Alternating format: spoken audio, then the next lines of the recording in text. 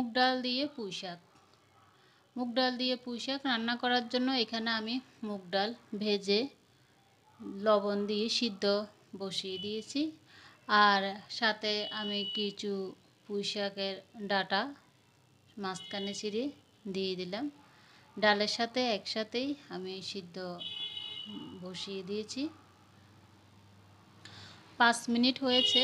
এখন 5 মিনিট পর আমি দিয়ে দিলাম পুঁই শাক।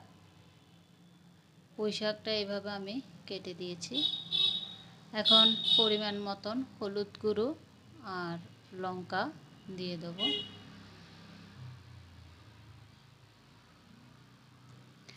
মুগ ডাল দিয়ে, চানার ডাল দিয়ে, মসুরির ডাল দিয়েও রান্না করা যায়। যে কোনো ডাল দিয়েই পুঁই শাক রান্না করা যায় আর খেতেও ভালো লাগে। হলুদ লঙ্কা দিয়ে দিলাম। এখন নেড়ে চেড়ে দিচ্ছি।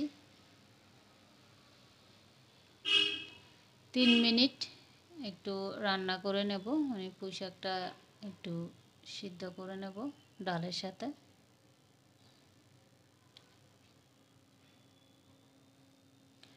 একদম রান্না করা খুবই সহজ, রান্নাও তাড়াতাড়ি হয়ে যায় আর খেতেও ভালো লাগে। 3 মিনিট পর চলে আসলাম। এখন ফোড়ন দেব।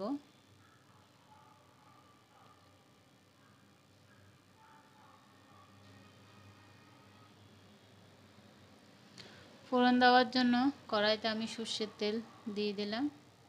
এখন ফোড়নে দিয়ে দেব শুকনো লঙ্কা আর দিয়ে দেব রসুন। রসুনটা আমি থেতো করেই দিচ্ছি।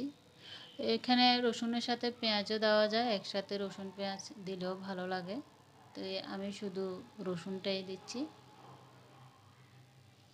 রসুন আর লঙ্কাটা ভেজে নেব। এখানে আমি বেগুন দিব। বেগুনটা যদি এভাবে পুঁই শাকের সাথে ডাল দিয়ে পুঁই শাক রান্না করলে বেগুন দিলে ভালো লাগে। বেগুন দিলেও ভালো লাগে, আলু দিলেও ভালো লাগে, তবে বেগুনটা দিলে একটু বেশি ভালো লাগে। বেগুনটা আমি ভেজে নিচ্ছি।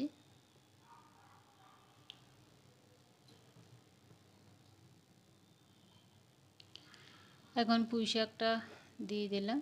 সিদ্ধ করা পুঁই শাকটা ডালের সাথে দিয়ে দিয়েছি। এখানে আমি আর কোনো মশলাই দেব না, আর একটু জল দিয়ে দিলাম। এখন আরও 2 মিনিট রান্না করে নেব। আপনারা যদি মশলা খেতে চান তাইলে এখানে জিরে বাটা দিতে পারেন, আবার আদা বাটাও দিতে পারেন, কোনো অসুবিধা নেই। আমি মশলা কম খাই তাই এভাবেই রান্নাটা করলাম।